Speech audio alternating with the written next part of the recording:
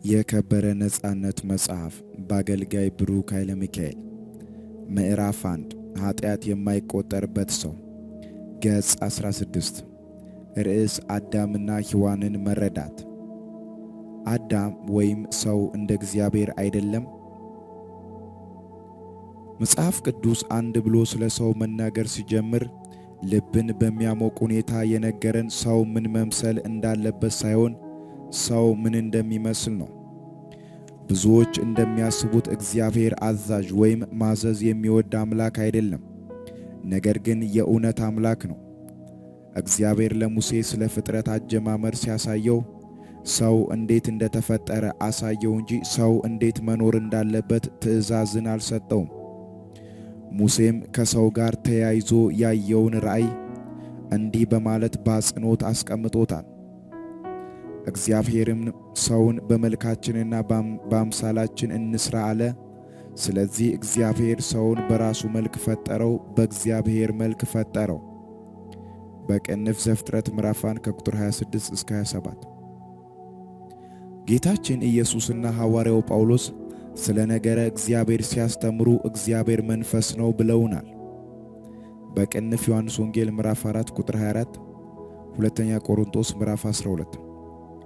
መንፈስ ከሥጋዊ እይታና ከመዳሰስ ውጪ የሆነ ስብዕና ያለው አካል ነው። በሌላ ቦታ ሐዋርያው የሰው ሁለንተና መንፈስ፣ ነፍስና ሥጋ ናቸው ይለናል። በቅንፍ አንደኛ ተሰሎንቄ ምዕራፍ 5 ቁጥር 23። እግዚአብሔር የሚዳሰስ አካል ስለሌለው በእግዚአብሔር መልክ የተፈጠረው የሰው ሁለንተና ክፍል ውጫዊ አካላችን ወይም ሥጋችን እንዳልሆነ እንረዳለን። በእግዚአብሔር መልክ የተፈጠረው የሰው ሁለንተና ክፍል መንፈስ ነው። በቅንፍ ዕብራውያን ምዕራፍ 12 ቁጥር 9። መጽሐፍ እግዚአብሔር ሰውን እፍ ብሎ በሥጋ ውስጥ እንዳኖረው ይነግረናል። እግዚአብሔር አምላክም ሰውን ከምድር አፈር አበጀው፣ በአፍንጫውም የሕይወት እስትንፋስን እፍ አለበት፣ ሰውም ሕያው ነፍስ ያለው ሆነ። በቅንፍ ዘፍጥረት ምዕራፍ 2 ቁጥር 7። በዚህ ክፍል ላይ እፍ አለ የሚለው ምሳሌያዊ አገላለጽ ካርቦን ዳይኦክሳይድ ወይም አየር እንደሆነ እንዳታስብ አበረታታለሁ። እግዚአብሔር መንፈስ ነው፣ እፍ ካለም የሚለው መንፈሱን ነው።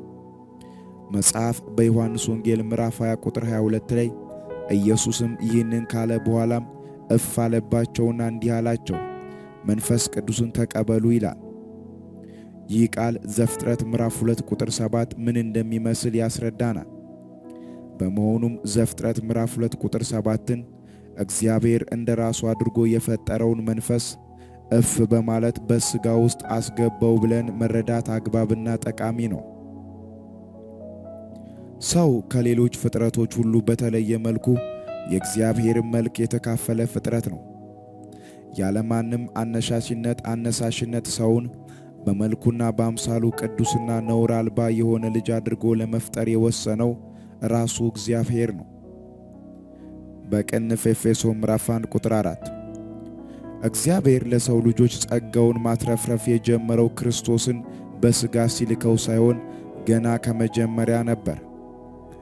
ይህንን ያደረገው በማንም ጥያቄ ሳይሆን በፈቃዱ ነው። ሰው የእግዚአብሔር ፍጹምነት ምሳሌ እንዲሆን የተፈጠረ ድንቅ ፍጥረት ነው። በቅንፍ ሕዝቅኤል ምዕራፍ 28 ከቁጥር 12 እስከ 14። አንዳንዶች ሰው በተፈጥሮ ደካማ እንደሆነ ይናገራሉ። ሰዎች በሥጋ የሚያልፉበት ከባድ ሁኔታዎችም ይህንን እውነት ሊያስመስሉት ይጥራሉ። ይሁን እንጂ ሰው ተፈጥሯዊ የማንነት ችግር የለበትም። ሰው የማንነቱን ትርጉም የሚያገኘው ከተገኘበት ምንጭ ነው። ሰው ከእግዚአብሔር የሰረጸ ነው።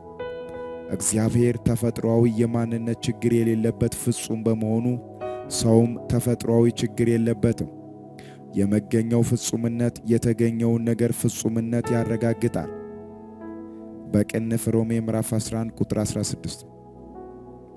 አንድን ሰው ጻድቅ ነው ስንል ቅዱስ ነው፣ ፍቅር ነው፣ ደስተኛ ነው፣ ሙሉ ነው፣ ነፃ ነው፣ ድንቅ ነው፣ ገዢ ነው፣ ጠቢብ ነው፣ ብርቱ ነው እያልን ነው። አዳም ሲፈጠር በእነዚህ ሁሉ መልካም ነገሮች የተሞላ ነው። ይህ ስለ አዳም ብቻ ሳይሆን ስለ ማንኛውም ሰው እውነት ነው። እግዚአብሔር የእርሱ አይነት መሆናችን ላይ አንዳች ጥርጣሬ የለውም። መጽሐፍ እኔም እናንተ አማልክት ወይም ኤሎሂም ናችሁ፣ ሁላችሁም የልዑል ልጆች ናችሁ አለሁ ይላል በቅንፍ መዝሙር ምዕራፍ 82 ቁጥር 6። በሥጋዊ እይታ ራስንና ሌላውን መመልከት ስታቆም አንተም ሆንክ ከጎንህ ያለው ሰው የምትመስሉት እግዚአብሔርን እንደሆነ ትረዳለህ። ሰው የተፈጠረው የሚታየውን ዓለም እንዲገዛ በመሆኑ የሚታይና የሚነካ ሥጋ ያስፈልገው ነበር። ስለዚህ እግዚአብሔር ለሰው የመፈጠር ዓላማ በቂ የሆነ ሥጋን አዘጋጀለት። የተፈጠረው ሥጋ መንፈስ ወደ ውስጡ ከመግባቱ በፊት ግዑዝ አካል ነበር። ነገር ግን ሰው ወደ ውስጡ ሲገባ ለዚህ ዓለም በአምስቱም የስሜት ሕዋሳት ንቁ ሆነ። በመጨረሻ ሰው በዚህ ምድር ላይ ሕያው ነፍስ ያለው ሆነ በቅንፍ ዘፍጥረት ምዕራፍ 2 ቁጥር 7። ይህ አምስቱም የስሜት ሕዋሳት ወዲያውኑ ዕውቀት፣ ፍቃድና ስሜት መፍጠር እንደጀመሩ ያስረዳናል። ሰው ማንነቱን በምድር ላይ በገዥነት እንዲገልጥ በአስደናቂ ቅርጽ በተሠራ ሥጋ ውስጥ አድሯል። በሰው ሥጋ ላይ ያሉ ተፈጥሯዊ ስሜቶችና ፍላጎቶች ሁሉ በእግዚአብሔር ዕቅድ ለሰው ደስታ የተሰጡ ስጦታዎች ናቸው። ሃይማኖት የሰው የሥጋ ፍላጎቶችን ከአዳም ውድቀት በኋላ የመጡ የኀጢአት ውጤት እንደሆኑ በማድረግ ያስተምራል። ሰው ሥራ ሰርቶ መድከሙ፣ ማረፍ ወይም መተኛት መፈለጉ፣ ረዳት ሴት ወይም ወንድ መፈለጉ፣ ተርቦ መብላት መፈለጉና ሌሎችም የኀጢአት ውጤት አይደለም። በድሮ ጊዜ ኖስቲስ የሚባሉ አስተማሪዎች የሰው ሥጋና ቁሳዊ ዓለም በጠቅላላ እጅግ ክፉ ተፈጥሮ እንደሆነና የኢየሱስ ሥጋ የሰው አይነት ሥጋ እንዳልሆነ ያስተምሩ ነበር። ይህ አስተሳሰብ በአንዳንድ ቦታ እስካሁን ድረስ አለ። አሁን እዚህ እነርሱ የሚሉትን በመተንተን አንባቤን ማሰልቸት ጠቃሚ አይደለም። ነገር ግን ቅሉ ሥጋ በእግዚአብሔር ዓላማ በሴት ማኅፀን የሚበጅ የሰው አካል ነው። በቅንፍ ዘፍጥረት ምዕራፍ 2 ቁጥር 7፣ መዝሙር ምዕራፍ 139 ቁጥር 13። በሥጋ ላይ ምንም አይነት ተፈጥሯዊ ችግር የለም። ብዙዎቻችን ባደግንበት የክርስቲያን ሃይማኖት ውስጥ የዘር ኃጢአት አለባችሁ ተብለን አድገናል። የዘር ኃጢአት ትምህርት ከሁለተኛው ምዕተ ዓመት ጀምሮ የተፈጠረና በምዕራቡ የዓለማችን ክፍል እያደገ የመጣ ትምህርት ነው። የሥነ መለኮት ዕውቀትን በጠለቀ እይታ አስፍተው ላሳዩን አባቶች ትልቅ ክብር አለኝ።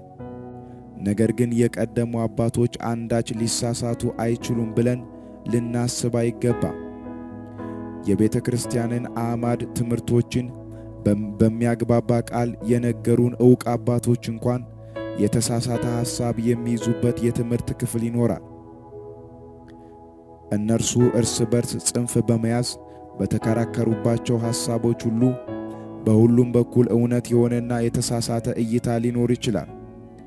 እነርሱ በእኔነትና አልሸነፍ ባይነት ስሜት እንዲሁም በዘመኑ በነበረው የፖለቲካ ጣልቃ ገብነት ተጽዕኖ የያዙትን ጽንፍ ላለመልቀቅ ያሳዩትን ግትርነት በመተው ሁሉንም በመመርመር መልካም የሆነውን መያዝ ጠቃሚ ነው።